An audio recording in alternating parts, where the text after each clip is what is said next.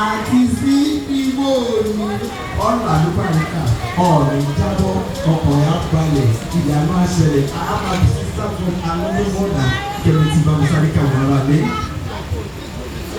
ẹlẹ́yin ìyá mi kò lọ́dọ̀ yín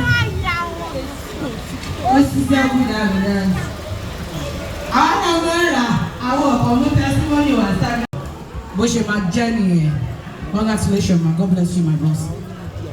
If you end up not too busy, but we felt, I won't buy me part, I won't from Kevin T.